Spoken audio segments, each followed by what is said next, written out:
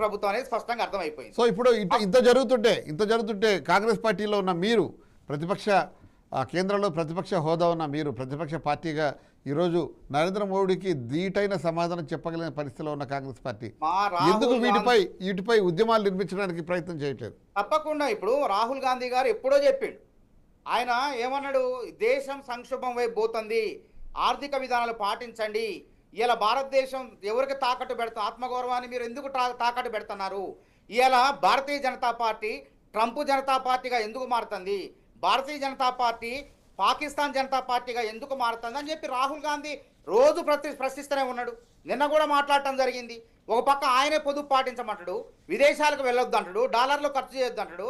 ఇలా 5 దేశాలకు పోయొచ్చి తిరుగుతూ ఉండు, 5 దేశాల చుట్టూ తిరుగుకుంటా ఇవాళ మళ్ళీ డాలర్లు ఖర్చు పెట్టుకుంటా ఇవాళ ఆయనే చెప్పినటువంటి మాటలు ఆయన పాటించట్లేదు. వాస్తవంగా చెప్తే 2022 నుంచి 2025 వరకు నరేంద్ర మోడీ గారు విదేశీ పర్యటన ద్వారా దాదాపు 500 కోట్లు ఖర్చు పెట్టారండి.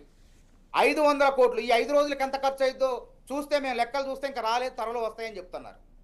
ఈ 5 రోజుల ఖర్చు నా 70-80 కోట్లు దగ్గర ఖర్చు పెట్టుంటారు. ఇట్లాంటి కష్టకాలంలో ఇలా ప్రతిదీ భారతదేశంలో రేట్లు పెరుగుతుంటే ఆ రేట్లను తగ్గించేందుకు రిజర్వ్ బ్యాంక్ ఆఫ్ ఇండియా, భారత ప్రభుత్వము, ఆర్థిక మంత్రులు కలిసి కూర్చొని ఎటువంటి భారం పడకుండా పెట్రోల్ ఏదో అంటున్నారు, మరి ట్యాక్స్లు ఎత్తేసి అంటున్నారు, ఏదో సుంకాలు ఎత్తేస్తే మరి ఎందుకు 111 రూపాయలకి నిన్న ఎందుకు పెంచారు పెట్రోల్ ధరలు చెప్పండి?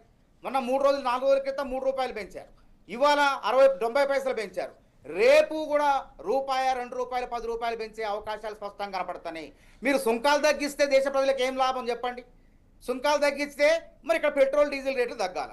సుంకాలుగా తగ్గించాల్సింది మీరు భరించండి, సబ్సిడీలు ఇవ్వండి, చమురు కంపెనీలను ఆదుకోండి. ఒక 5-6 లక్షల కోట్లు మన దగ్గర ఉంటే ఆ చమురు కంపెనీల నష్టాన్ని భరించండి. 1 సంవత్సరమో 2 సంవత్సరాల పాటు పెట్రోల్ డీజిల్ ధరలు పెంచకుండా, మరి ఆర్థిక మాంద్యం రాకుండా, ద్రవ్యోల్బణం రాకుండా కాపాడాల్సిన బాధ్యత నరేంద్ర మోడీ. చాక్లెట్లు పంచుతుండే ఆయన పోయి ఆడ మెలోని అని చెప్పేసి ఇకలు పక్కపక్కలు నవ్వుతున్నారు. అరే దేశం మొత్తం ఏడుస్తుంటే ఇవాళ ఎరువుల ధర పెరుగుతాయి, కూరగాయల ధర పెరుగుతాయి, ఎరువుల ఉత్పత్తి లేదు. ఇవాళ అదే గల్ఫ్ దేశాల నుంచి సౌదీ. రైట్, మీరు చెప్తున్నట్టుగా విదేశీ విధానం సరిగా లేదు, అలాగే దేశంలో కూడా ఆర్థిక పరిస్థితి సరిగా లేదు, ప్రజలు సంక్షోభంలో చిక్కుకున్నట్టుగా మనకు కనిపిస్తుంది. ప్రజలు దాదాపుగా ప్రతి వాళ్ళు ఏదో ఒక భయంతో ఉన్నట్టుగా మనకి కనిపిస్తుంది. ఈ నేపథ్యంలో ఏం జరగబోతుందన్న భయం ప్రతి వాళ్ళలో ఉంది, మీలో ఉంది, నాలో ఉంది, ప్రతి వాళ్ళలో ఉంది.